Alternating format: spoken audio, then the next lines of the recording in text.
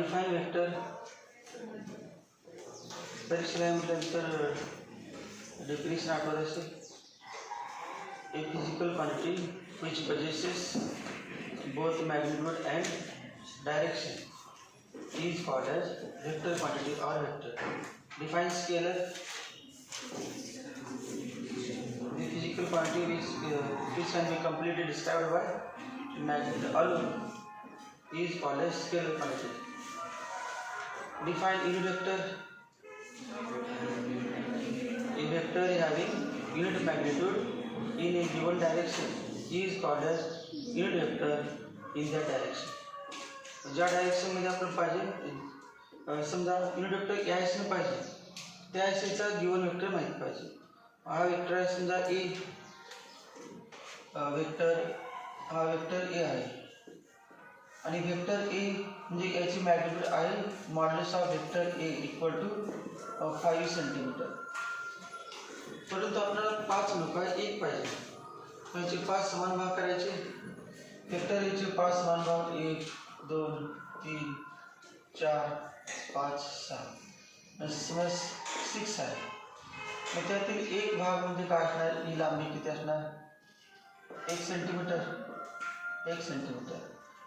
मग छोटासा वेक्टर जो आहे, a vector having unit magnitude in the direction of given vector is called as unit vector in that direction. मग याचं नाव unit vector, याला समजा आपण नाव दिले A cap. Vector A cap equal to याची मॉड्युलस 1 आहे. मग 1 मॉड्युलस आहे, मग काय 1 सेंटीमीटर आहे. मग आपल्याला माहिती आहे हे किती, 6 सेंटीमीटर.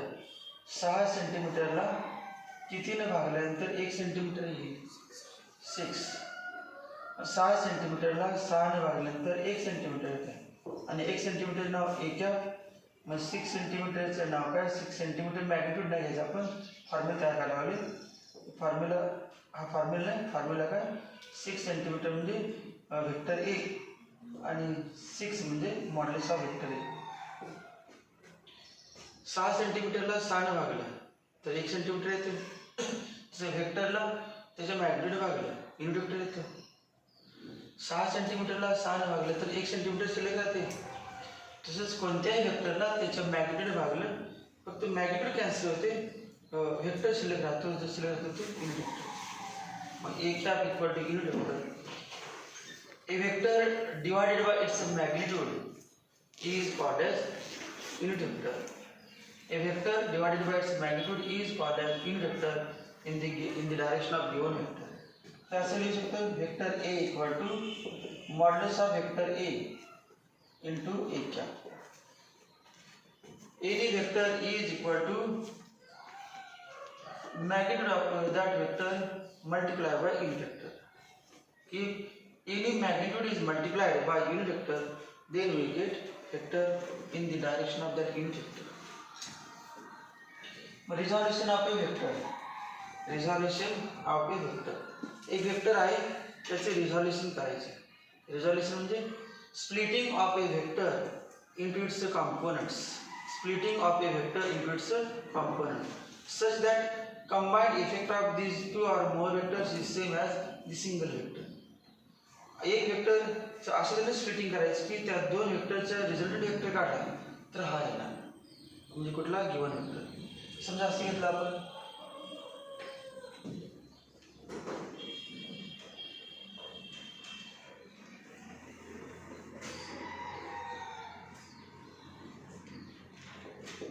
हा एक्स ॲक्सिस घेऊया आणि वाय ॲक्सिस. मग एक्स ॲक्सिसच्या दिशेनं वायच्या दिशेनं एक युनिट वेक्टर म्हणून आपण let i cap be the unit vector along x axis. X ॲक्सिसच्या डायरेक्शनने एक युनिट वेक्टर असतो, स्पेशल युनिट वेक्टर. आपण म्हटलं ए कॅप म्हणलं, a cap, b cap, c cap, n cap काय पण असू शकते. मग एक्स ॲक्सिसच्या दिशेने काय म्हणायचं, आय कॅपच म्हणायचं. वाय ॲक्सिसच्या डायरेक्शनने एक युनिट वेक्टर म्हणायचं, unit vector along y axis. दोघांची magnitude same because they are unit vectors. Direction फक्त चेंज, परपेंडिकुलर आहे. हा वेक्टर जे क्या, वेक्टर जे क्या. हा ओ म्हणजे रेफरन्स पॉईंट आहे, ओरिजिन. इथून एक वेक्टर घ्या, एनी वेक्टर, याला नाव देऊया vector R. Vector R. Let vector ओ,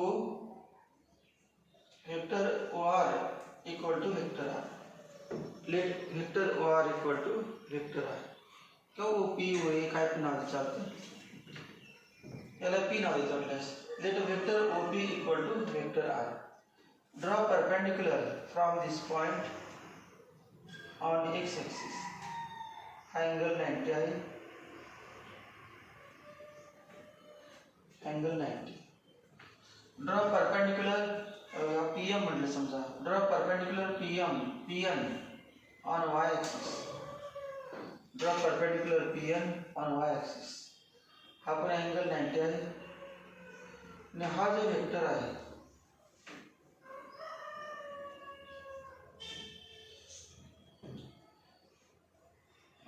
या वेक्टरमध्ये vector O M, vector O M, vector O M.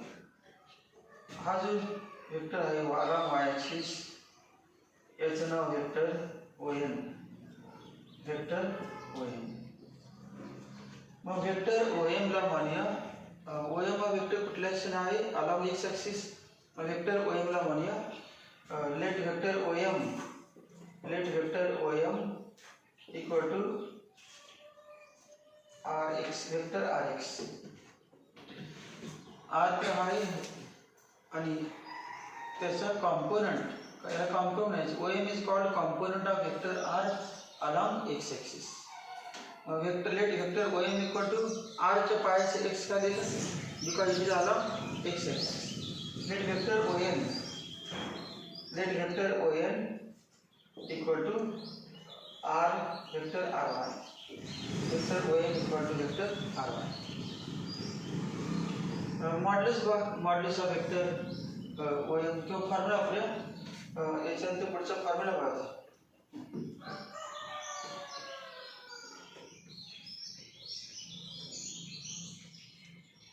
I cap equal to unit vector along x axis. मग आय कॅप इक्वल टू काय नाव formula आता, i cap equal to formula झाला व्हायचे i cap vector divided by its magnitude. Vector O M, vector O M divided by its magnitude, vector O M divided by its magnitude. Vector O M किती मानलं आपण, vector R x, vector R x. आणि modulus of vector O M म्हणजे काय, याचा modulus, modulus of vector R x, modulus of vector R x. Therefore vector R x equal to, vector R x equal to modulus of vector R x into i cap. R x equal to modulus of vector R x into i cap. याची modulus किती, modulus of vector R x, त्याला कशाने म्हणायचं, आई कॅपने म्हणायचं. काय म्हणणार, तो vector म्हणणार. Magnitude multiplied by unit vector in the direction equal to vector. Similarly, similarly आपण काय लिहू शकतो बघा, similarly vector R y equal to modulus of vector R y into j cap. Vector R y equal to modulus of vector R y into j cap. तर जो result vector आहे तो काढण्यासाठी कुठला लॉ वापरायचा, ट्रायंगल लॉ किंवा parallelogram law. By parallelogram law of addition of vectors, vector R equal to vector O M plus vector O M. By parallelogram law of addition of vector, vector R equal to vector O M plus vector किंवा vector O P equal to by parallelogram law,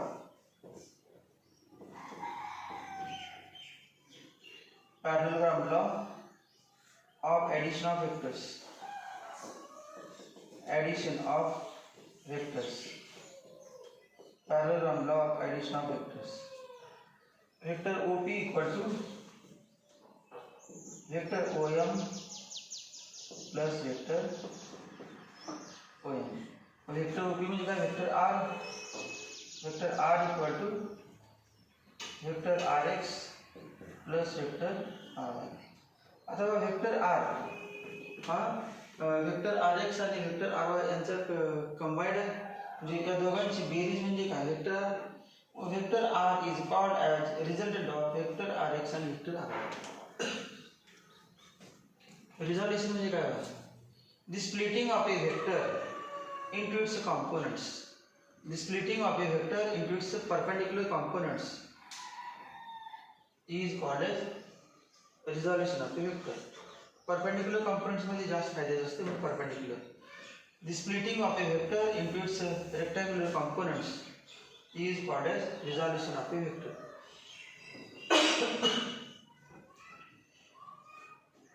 The resultant of these two vectors is a single vector. Resultant of two vectors is a single vector, which is called as resultant. If these two vectors are combined, then we get a single vector. The single vector is called as resultant of these two vectors. या दोघांची सम केल्यानंतर आलेली किंमत आणि याची किंमत same असते, मग याला या दोघांचे रिझल्टंट म्हणायचं. आणि या दोघांना याच्या म्हणायचं कॉम्पोनंट्स. या दोघांना components. Resolution definition is splitting of a vector into its components is called a resolution of a vector. मग आता काय लिहिलं मग vector r equal to vector r x ची किंमत लिहा. वेक्टर r x म्हणजे काय, त्याची magnitude r x into i cap plus vector r y म्हणजे काय काढलेलं आहे, r y into j cap. Vector r x equal to r x into i cap plus r y into j cap. मग vector पाहिजे तुम्हाला vector r चं formula काय आहे, vector r x plus vector r y. मग vector r x म्हणजे काय घ्यायचं, मॅग्निट्यूड घ्यायची r x into i cap plus r y into j cap. हा अँगल थीटा आहे समजा, हा अँगल थीटा. मग आता काय नाही बा, from figure sine theta equal to from in triangle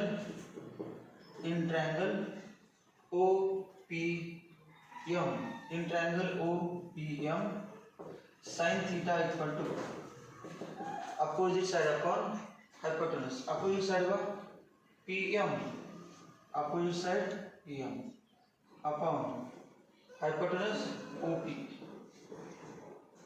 equal to आणि PM तर हेच असे लिहू शकते modulus of vector PM upon modulus of vector OP.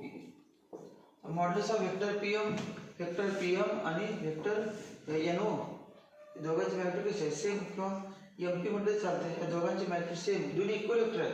Two vectors having same magnitude and same direction असा वेक्टर घेतला. हे दोन्ही इक्वल वेक्टर आहे.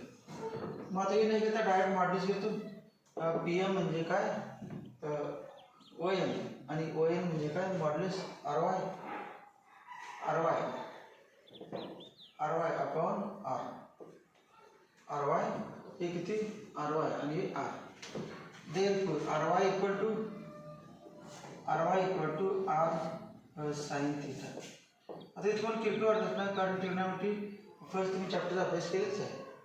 त्यामध्ये आहेच की sine theta equal to y upon R. Sine theta equal to circle काढलेला आहे, circle centre O radius R. मग sine theta equal to opposite side upon hypotenuse y upon R आणि R 1 घेतलं तर स्टँडर्ड युनिट सर्कल. तेव्हा sine theta equal to y, cos theta equal to x, tan theta equal to y upon x. So बाकीच माहिती आहे तुम्हाला. RY equal to R sine theta. Similarly RX equal to R cos theta किंवा cos theta equal to काय येणार RX upon R. cos theta equal to addition side upon hypotenuse. जे दोन्ही आले. आता काय करायचं, त्या दोघांचे स्क्वेअर करा आपण. RX square plus RY square, RX square plus RY square equal to R square cos square theta plus RY square म्हणजे R square sine square theta equal to R square common cos square theta plus sine square theta cos square plus sin square 1. R square equal to Rx square plus Ry square. Therefore, R square equal to Rx square plus Ry square. R equal to काय ना square root Rx square plus Ry square. R म्हणजे काय modulus of vector R. Modulus of vector R equal to square root Rx square plus Ry square. याच्यामध्ये एक formula झाला आपण parallelogram of addition of vector resultant vector हे असं होतं. हा पॅरलोग्राम आहे, हा अँगल थीटा, एक वेक्टर होता P, दुसरा वेक्टर Q आणि हा रिझल्टंट आहे, रिझल्टंट वेक्टर R डायगोनल. मग त्याचा रिझल्टंट वेक्टर R चा फॉर्म्युला माहिती मला R equal to vector P plus vector Q by parallelogram of addition vector P vector R equal to vector P plus vector Q. आणि याचे मॅग्निट्यूडचा formula होता square root P square plus Q square plus 2PQ cos theta. मग या ठिकाणी बघा हे Rच आहे आणि P म्हणजे काय नाही, P म्हणजे काय सगळं Rx आणि P म्हणजे OM, P म्हणजे Rx, Q म्हणजे काय Ry, P म्हणजे Rx, Q म्हणजे Ry आणि दोघांमध्ये अँगल किती आहे बघा 90, अँगल 90. हा वेक्टर P वेक्टर Q आणि पॅरलोग्राम आहे की बघा पॅरलोग्राम आहे वेक्टर P, याचं नाव काय वेक्टर वेक्टर Rx, याचं नाव आहे वेक्टर Ry आणि हा वेक्टर R सेम असे डायग्राम आहे, फक्त अँगल किती आहे दोघांमध्ये थीटा होता या ठिकाणी 90. मग हा पण पॅरलोग्राम आहे, रेक्टँगल इज पॅरलोग्राम, हा पॅरलोग्राम आहे, रिझल्टंट म्हणजे diagonal, diagonal replace resultant vector. मग काय नाही बघा किंमत दिल्यानंतर त्या फॉर्म्युलानुसार सुद्धा R equal to square root P square, P square म्हणजे काय Rx square plus PY square म्हणजे काय Ry square plus 2Rx into Ry cos 90 आणि cos 90 किती असते 0. पुन्हा R इक्वल टू काय square root Rx square plus Ry square. बघा हा फॉर्म्युला आपल्याला पॅरलोग्रामचा तरी पण तेच आन्सर आहे. डायरेक्ट आपण पायथागोरस वापरलं, पायथागोरस वापरूया हे बघा Rx square plus Ry square plus R square, R square equal to Rx square plus Ry square, R equal to square root Rx square plus Ry square. मी Rच नाही समजा P म्हटलं तर म्हणायचं Px square, P square equal to Px square plus Py square. हा Q घेतला आपण यालाच Q किंवा असं समजा दुसरा इथे घेतला या ठिकाणी वेक्टर A घेतला, मग वेक्टर A असेल तर A square equal to Ax square plus Ay square, vector B equal to Bx square plus By square. हे प्लेन मध्ये झालं, प्लेन मध्ये आहे परंतु स्पेस मध्ये पाहिजे असेल तर अजून एक वाढणार नाही झेड ॲक्सिस.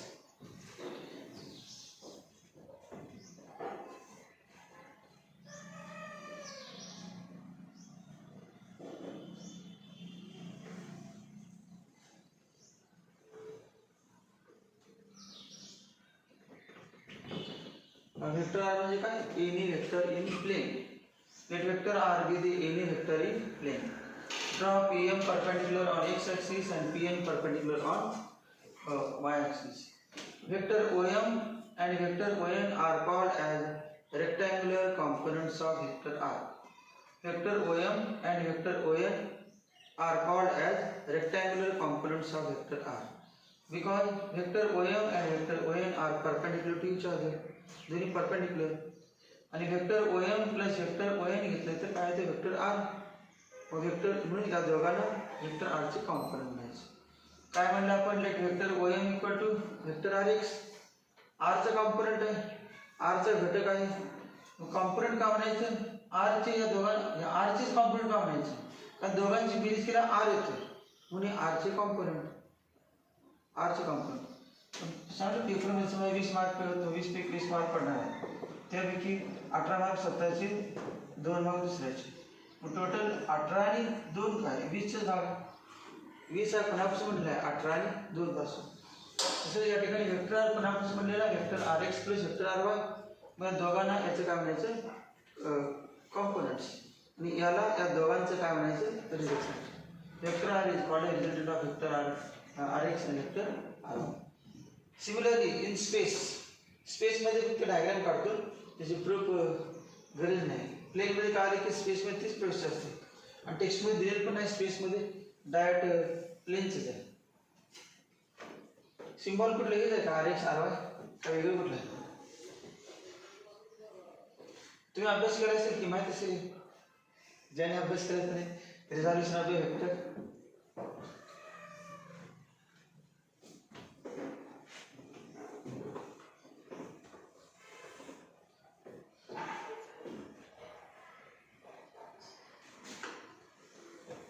स्पेसमध्ये बघा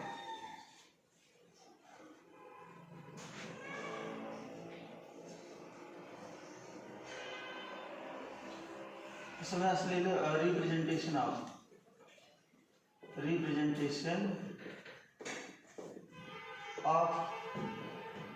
एनी वेक्टर इन स्पेस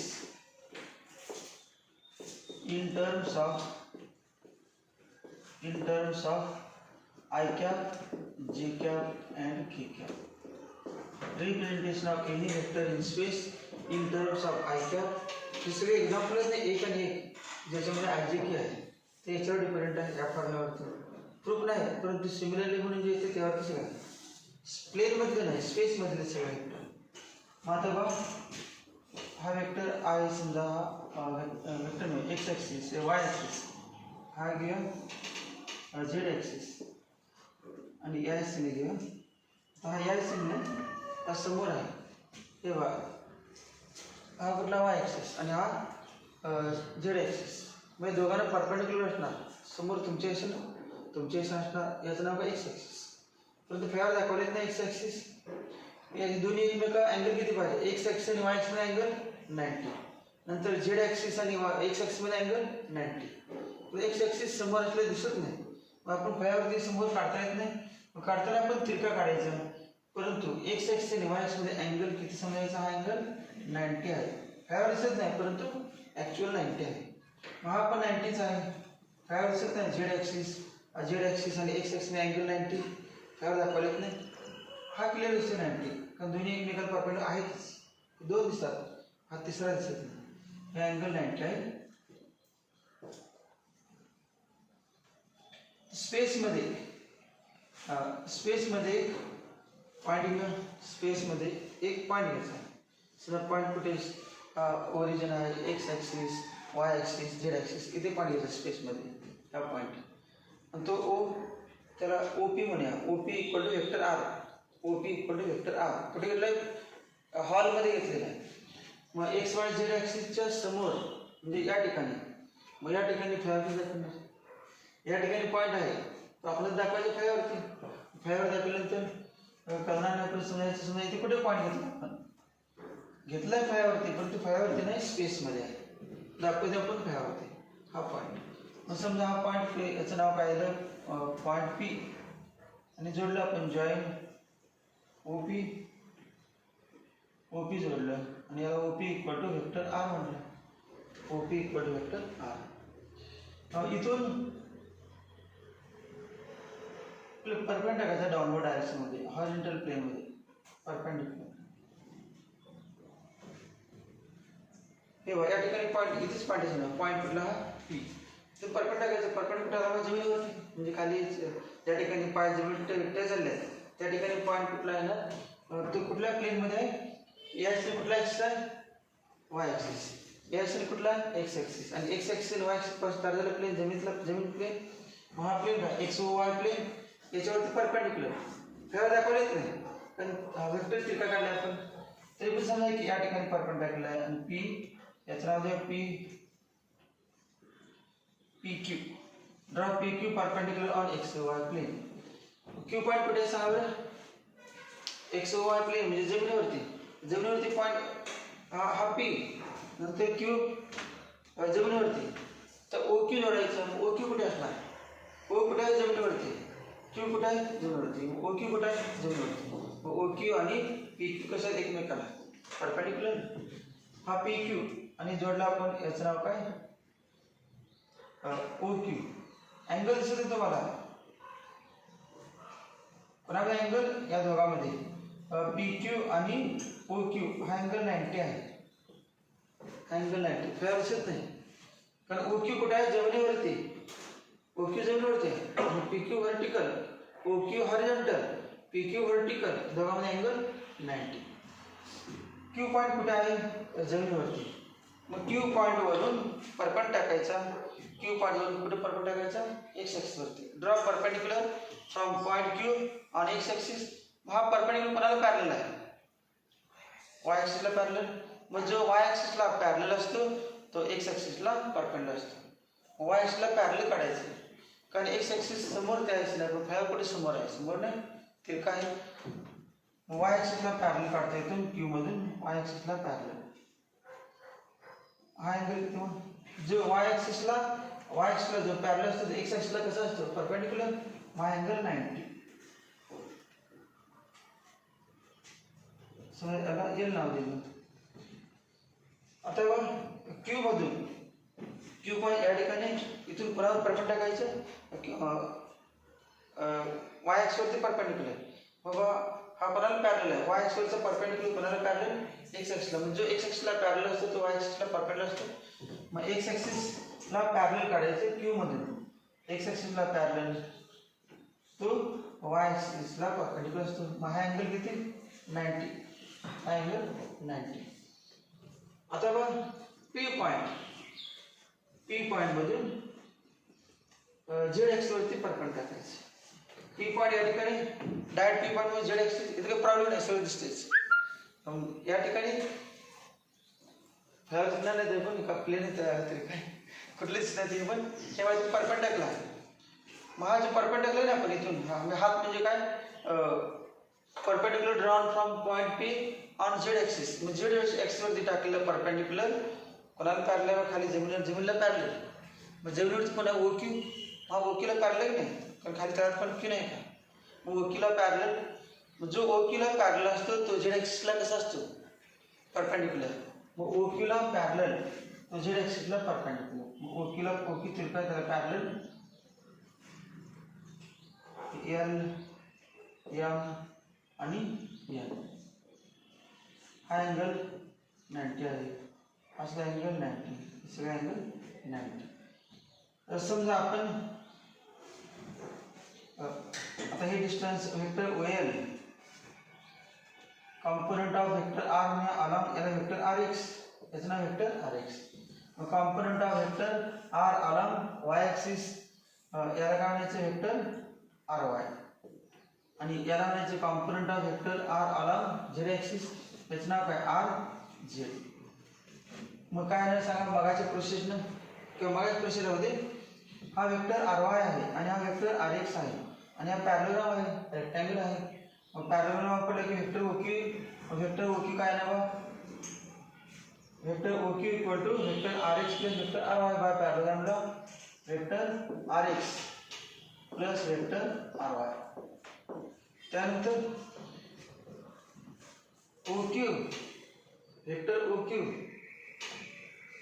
आणि vector O N, vector O Q आणि वेक्टर ओ एन पॅरलोग्राम तयार केलं. मग याचा डायगोनल कुठला आहे वेक्टर आर. मग काय नाव in this parallelogram O Q P N R represents diagonal vector R equal to vector O Q plus vector O N, vector R equal to vector O Q plus vector O N, vector R किंवा vector O P equal to vector O Q plus vector O N. Vector O पीला आपण vector R नाव दिलं, vector O Q म्हणजे वरचा vector R x plus vector R y plus O N म्हणजे माहितीच आहे R z, O N म्हणजे vector R z. या दिशेने एक युनिट प्रमाणे येते त्याचं नाव आय कॅप. याची मॅग्निट्यूड किती आर एक्स. मग आर एक्सला कसं म्हणायचं R x into i cap, R x into i cap equal to vector R x, R x into i cap equal to vector R x, R x into i cap म्हणजे vector R x. Similarly काय ना R y into j cap equal to vector R y plus R z into k cap equal to vector R z. मग vector आरचा formula vector R equal to R X I cap plus R y R Y जे cap plus R Z के cap. याचे models काढायचे तर मगाचा formula न वापरता diagram लिहा. Angle O L Q, angle O L Q equal to 90. Angle O L Q equal to 90. Therefore O Q is hypotenuse. मग दोन ॲडिशन दोन साईड झाल्या. मग O Q square equal to by Pythagoras theorem O Q square equal to O L square plus L Q square. O Q square equal to O L square plus L Q square. तर O L म्हणजे R x square plus R x square plus काय नाही R x square plus हे म्हणजेच काय R y. हे पण R y. Opposite sides of parallel equal हा आर वाय म्हणून हा R y. R x square plus R Y square equal to O Q square R Y square. आता काय घेऊया हा in right angle triangle O Q P. In right angle triangle O Q P. O Q P वा in triangle O Q P angle O Q P equal to 90. मग ओ क्यूच्या opposite side म्हणजे कुठे R काय hypotenuse. मग R square equal to काय ना O Q square plus P Q square. R square equal to O Q square plus P Q square equal to O Q square माहिती आहे तुम्हाला किती आहे R x square plus R Y square R x square plus R Y square. आणि P Q म्हणजे माहिती आहे P Q म्हणजेच काय ओ झेड. पी क्यू म्हणजे पॅरललच्या अपोजिट साईड नाही का. पी क्यूची लांबी म्हणजे काय ओ झेडची लांबी किती आहे आर झेड स्क्वेअर. मग आरचा फॉर्म्युला काय लावा square root R x square plus R Y square plus R Z square. Modulus of vector R. Modulus of any vector in space.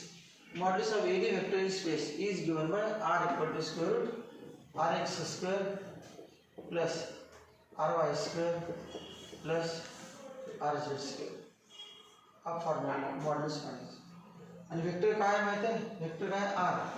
Vector R equal to R X I cap plus R Y जे cap plus R Z के cap. असं कुठलाही vector तुम्हाला दिला स्पेसमध्ये आणि तुम्हाला याच्यात magnitude काढा लगेच काय स्पीड घ्यायची.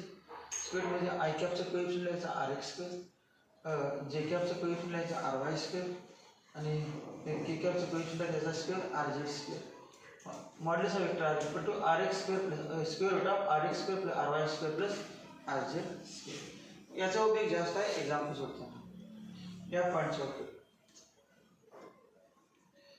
मग इथून पुढे आपण हाच फॉर्म्युला वापरणार. काय आय जी काय असणार समजा असं लिहिलं आपण if vector A equal to 2 I cap plus 3 J cap plus 4 K cap find modulus of vector A and unit vector along vector A. Unit vector along vector A. एच्या दिवशी युनिट वेक्टर काढा आणि modulus काढा सांगितलं. Modulus सांगा direct आता इथे आपण अर्धा पाऊण तास गेलो आहे. Modulus of vector A equal to 2 square plus 3 square plus 4 square equal to square root of 4 plus 9 plus 16 equal to square root of 29. काय काढायचं unit vector. Let N cap be the. So हा vector A आहे. मग vector एच्या दिशेने एक unit vector म्हणा एक छोटासा त्याला आपण ए कॅप नाव देऊ. मग A cap equal to A bar upon vector A upon modulus of vector A. मग वेक्टर ए माहितीच आहे 2 I cap plus 3 J cap plus 4 K cap upon modulus किती रूट 29. यावरती सोडायचं. म्हणजे चॅप्टरमध्ये सगळ्यात महत्त्वाचं आहे म्हणजे ज्यांना एक MCQ कुठलं सोडायचे आय जी के म्हणजे काय प्रत्येक असतात ना जे मल्टिपल चॉईस किस्सा आपण घेतलेच बघा एक्झाम्पल असते त्यापेक्षा आय जी केच आहे. आणि हाच पॉईंट जर माहीत नसेल तर बाकीच काय काम नाही. जरी तुम्ही अभ्यास करून आले त्यामुळे सोपं वाटलं. आता सगळ्यांनी रिव्हिजन करून आलं नाही, पेपर जुळाला म्हटल्यानंतर अभ्यास केला आठवत सगळं मनातलं मग तुम्ही आठवतच सगळं. जसं मी फेरायला यायच्या अगोदर तुम्हाला पुढची आठवत होते.